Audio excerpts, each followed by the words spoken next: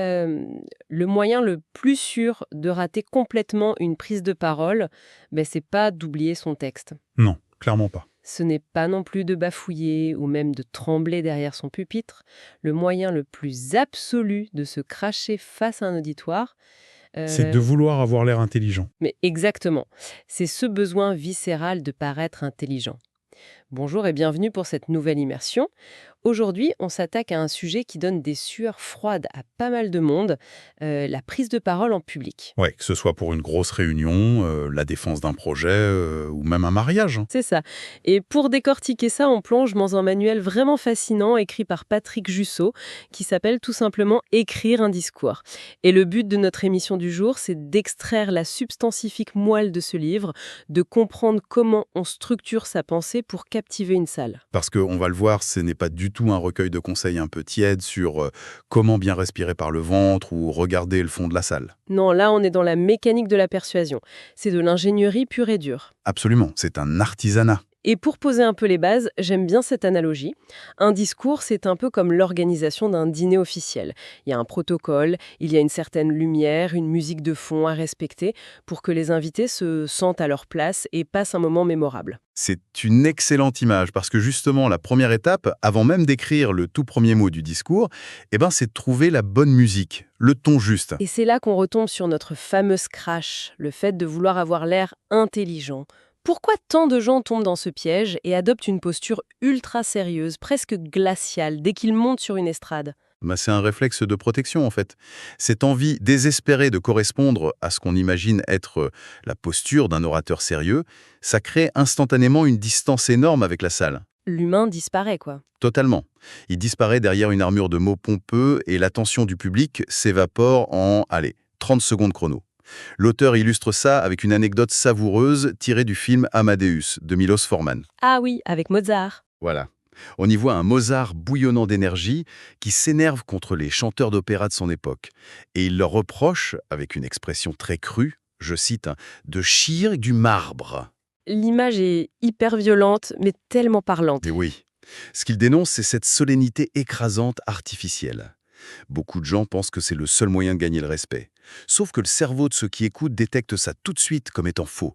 Inauthentique au possible. On a tous assisté à ces réunions où un collègue, d'habitude super sympa à la machine à café, se transforme soudain en statut de commandeur juste parce qu'il a des slides à présenter. C'est le syndrome de la statue, oui. Mais attention, le livre met aussi en garde contre le piège diamétralement opposé. Qui serait ? L'utilisation d'un jargon creux un peu marketing pour essayer de faire jeune ou moderne. L'auteur cite un exemple génial. L'inauguration d'une simple base de loisirs, une plage urbaine avec du sable et des transats. D'accord. Et la personne au pupitre se met à parler d'inventer un nouveau concept de loisir ou d'ouvrir un portail vers de nouvelles manières d'être ensemble. Oh là là, le malaise. C'est ce qu'il appelle « causer tendance ». Et le mécanisme psychologique est super intéressant. L'orateur a tellement peur que son sujet soit banal qu'il le gonfle aux stéroïdes avec des mots valises. Le fameux jargon corporate. Exactement. Et le résultat est désastreux parce que ça crée une dissonance cognitive. On parle d'un changement de paradigme social alors que les gens ont des pédalos sous les yeux en fait. D'accord. Alors décortiquons un peu tout ça. Si on ne doit pas être solennel comme une statue de marbre, et qu'on ne doit pas non plus utiliser le jargon des startups, quelle est la solution ? Est-ce qu'on doit juste parler de manière hyper familière, genre « Salut tout le monde, on va regarder les chiffres » ? Alors, l'auteur nuance beaucoup ça. La proximité, le ton détendu, ça peut être une arme redoutable, mais à une seule condition. Laquelle ? La syntaxe. L'orateur peut utiliser des mots simples, des expressions du quotidien, mais la ligne rouge absolue, c'est de garder une syntaxe irréprochable. Ah, c'est surprenant ça. Pourquoi la syntaxe spécifiquement ? On pourrait se dire que si le vocabulaire est simple, la grammaire, on s'en fiche un peu, non ? Eh bien non, parce que la syntaxe, c'est la charpente de la pensée. Quand ceux qui écoutent entendent une phrase, leur cerveau décode la structure logique pour évaluer la clarté d'esprit de la personne qui parle. Ah ouais, je vois. L'auteur donne des exemples d'absurdités qu'on entend souvent, comme dire « gagner un défi » au lieu de « relever un défi ». Quand la grammaire est massacrée, ce n'est pas perçu comme de la décontraction, c'est perçu comme de la confusion. L'autorité intellectuelle s'effondre. Donc le secret, c'est un vocabulaire accessible, mais emboîté de manière parfaite. Ça maintient l'illusion de la maîtrise. C'est exactement ça, répondre aux attentes symboliques de l'événement, sans tomber dans la facilité. Ok, donc on a la bonne musique, le ton juste, mais même avec le meilleur ton du monde, si la présentation n'a pas de cap, c'est un naufrage garanti, non? Totalement. C'est un labyrinthe. Et à l'oral, la grosse difficulté, c'est que le public n'a pas le texte sous les yeux. Il n'y a pas de bouton retour en arrière. S'il rate une idée, c'est fini, il décroche. Du coup, comment on fait pour garder son monde attentif? C'est là qu'on entre dans ce que le livre appelle l'architecture de l'attention.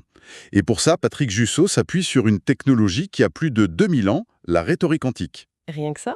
Et ça marche toujours aussi bien. C'est une structure en 4 phases. L'exorde, la narration, la confirmation et la péroration. Waouh, ok. Arrêtons-nous sur le premier terme. L'exorde, c'est un mot qu'on n'utilise pas tous les jours. C'est quoi exactement son rôle psychologique? Pourquoi on ne rentre pas direct dans le vif du sujet? Parce que l'état par défaut d'un public, c'est la distraction. Les gens pensent à leur mail, à ce qu'ils vont manger ou au petit dernier qui a de la fièvre. C'est clair. L'exorde, c'est la rupture. Son but n'est pas de donner de l'info, mais d'accrocher l'attention et d'obtenir la bienveillance. Ensuite, on passe à la narration. Où là, on pose les faits, j'imagine. Exactement. On construit le décor commun. Ensuite, troisième étape, la confirmation. Ça, c'est l'argumentaire, les preuves rationnelles. Et on finit par la péroration, la conclusion, qui s'adresse purement à l'émotion. Pour laisser une trace forte. Le livre donne un exemple historique majeur de ça, je crois, le fameux discours de Charles de Gaulle du 6 juin 1944. C'est un cas d'école parfait. De Gaulle attaque avec un exorde sans la moindre précaution. La bataille suprême est engagée. Boum, le choc mental est immédiat. Ah oui, pas de bonjour, merci d'être là. Surtout pas. Ensuite, narration. Il expose le recul de l'ennemi. Puis, confirmation. Il donne des directives très claires aux armées. Il rationalise. Et enfin, la péroraison vibrante sur le soleil de la grandeur française qui reparaît. L'auditoire passe de la sidération à la logique, puis à l'émotion. C'est implacable comme progression. Mais en même temps, la plupart des réunions de notre quotidien n'ont pas l'enjeu du débarquement de Normandie. Heureusement. Du coup, comment on applique ça à des choses plus banales? Et là, il y a une technique dans le manuel que je trouve juste géniale. C'est ce qu'il appelle la tactique des cercles concentriques. Ah oui, la fameuse foire au fromage. Oui, l'auteur prend l'exemple d'une inauguration pour la foire au fromage de La Capelle. Et on part du marois pour finir sur l'Organisation mondiale du commerce. Franchement, comment on fait cette gymnastique sans avoir l'air complètement mégalo? Ça paraît casse-guellemont. Mais ça marche parce que ça flatte un besoin humain profond, le besoin de sens. Personne n'a envie de se dire que sa petite production locale ne sert à rien. Ouais, logique. Donc, l'oratrice commence par le premier cercle E1. Le fromage, le savoir-faire de l'éleveur. Ensuite, elle élargit. Deuxième cercle, EA. Le fromage devient le symbole de la tension entre tradition et normes sanitaires modernes. On monte d'un cran. Troisième cercle, EA. L'agriculture nationale face à la mondialisation. Et hop, par glissement logique, on atterrit sur les grands équilibres géopolitiques mondiaux. C'est brillant. Plutôt que paraître déconnectée, elle donne de la perspective, de la grandeur à l'événement local. Les invités ressortent de là gonflés à bloc. Ils ont le sentiment de participer à l'histoire du monde, en fait. C'est fou. Alors, une fois qu'on a le ton, qu'on a l'architecture, en 4 temps, on passe aux armes de style. Et là, c'est le moment où ça devient vraiment croustillant. L'art de marquer les esprits avec la rhétorique. Les fameuses figures de style. Voilà. Et ma préférée dans cet ouvrage, c'est une figure qui porte un nom improbable. Le schleuasme. C'est la fausse modestie, en gros. C'est l'arme des faux candides, oui. Le schleuasme, c'est quand l'orateur se déprécie avant de parler. Genre, je ne suis pas du tout un expert, mais, ou moi qui n'ai pas fait de grandes écoles. Mais attendez, je pose la question crûment. Si je suis devant mon comité de direction et que je dis « bon, je suis pas très doué avec les chiffres », le risque majeur, c'est qu'ils me croient sur parole et me prennent pour une incompétente, non? Alors, la nuance est super importante. Ce n'est pas un aveu d'incompétence, c'est un désarmement tactique. Si on arrive plein de certitudes, le public se braque. L'esprit critique de la salle se met en mode radar pour chercher la faille. Ok, la garde est haute. Mais en utilisant cette fausse modestie, on demande symboliquement l'indulgence. On se place du côté de l'homme de la rue, de la personne pleine de bon sens. Et là, la salle baisse sa garde. Elle sourit, elle s'adoucit. Et paf, c'est à ce moment-là qu'on frappe avec son argument béton. C'est un vrai cheval de Troie émotionnel, en fait, hein. Exactement. On entre par la petite porte de la vulnérabilité pour mieux asséner sa pensée. Et ce qui nous amène à un gros morceau du livre, l'art subtil de la répétition. L'auteur analyse énormément de discours politiques français. On y croise Ségolène Royal, Nicolas Sarkozy, François Bayrou, Jean-Marie Le Pen. Alors, juste avant d'aller plus loin, on tient à préciser pour notre audience une chose essentielle.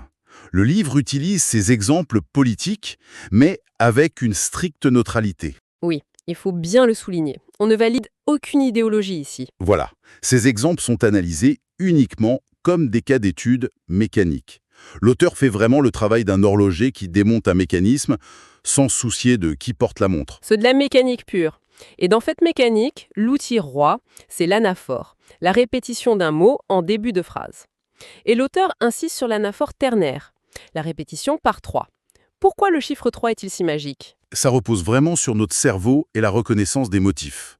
Un élément isolé, bon, c'est un hasard. 2 éléments, c'est une coïncidence. Et 3? Et 3, ça crée une règle, un schéma.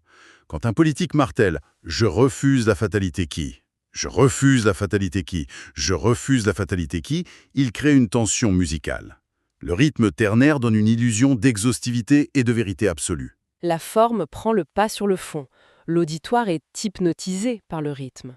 Exactement. Il est emporté par la vague. Et l'ouvrage parle aussi beaucoup des grandes énumérations. L'énumération de scènes du quotidien. Oui. Égrener le quotidien de l'infirmière de nuit, de l'artisan écrasé par les charges. J'ai une analogie pour ça. Ça fonctionne exactement comme le refrain d'une musique pop ultra commerciale. Comment ça? Vous savez, cette mélodie qu'on déteste au début, mais qui finit par tourner en boucle dans notre tête sous la douche. Le motif répétitif court-circuite notre cerveau logique. L'énumération, ça force ceux qui écoutent à imprimer l'idée centrale sans même s'en rendre compte. C'est très vrai. En énumérant des situations concrètes, l'orateur oblige l'audience à se fabriquer des images mentales. Ce n'est plus le pouvoir d'achat, un truc abstrait. C'est la mère de famille au rayon des fournitures scolaires. On visualise. Et l'empathie naît directe, le public se dit « Ah, cette personne comprend ma réalité ». C'est un sentiment de proximité très puissant. Alors, toute cette machinerie est fascinante, mais ramenons ça à la réalité tangible de notre audience. Concrètement, si j'ai une prise de parole la semaine prochaine au bureau, c'est quoi les enseignements pratiques à tirer immédiatement du livre? Le tout premier conseil hyper applicable, c'est de massacrer sans pitié les introductions de convenance. Du genre, je suis très honoré d'être parmi vous ce matin pour vous présenter l'évolution de nos parts de marché. Voilà, ça il faut l'enterrer. C'est une perte d'énergie monumentale. Ces mots disent au cerveau du public « Ah, c'est bon, tu peux te rendormir, rien d'important ne va se passer ». Donc on remplace ça par quoi? Par l'exorde. On attaque directement la falaise avec une subjectivité assumée, une anecdote personnelle percutante ou un fait marquant. On plonge les gens in medias res, au cœur de l'action. Frapper fort tout de suite. D'accord. Deuxième conseil. La fameuse règle d'or de la brièveté. On l'a tous vécu, le collègue qui dit « je serai bref » et qui se lance dans un monologue de 40 minutes. Oh oui, l'enfer sur Terre. C'est une erreur psychologique majeure, à cause de la symétrie du temps. Pour celui qui parle, avec le stress et l'adrénaline, 15 minutes passent comme 3. Mais pour le public, qui est passif, Chaque minute en plus est une torture. c'est vécu comme une trahison, ouais. Le contrat est rompu, la salle devient hostile et ne retient plus rien. Donc, si on annonce qu'on sera court, on l'est réellement. Et ça nous amène à la fin de la prise de parole.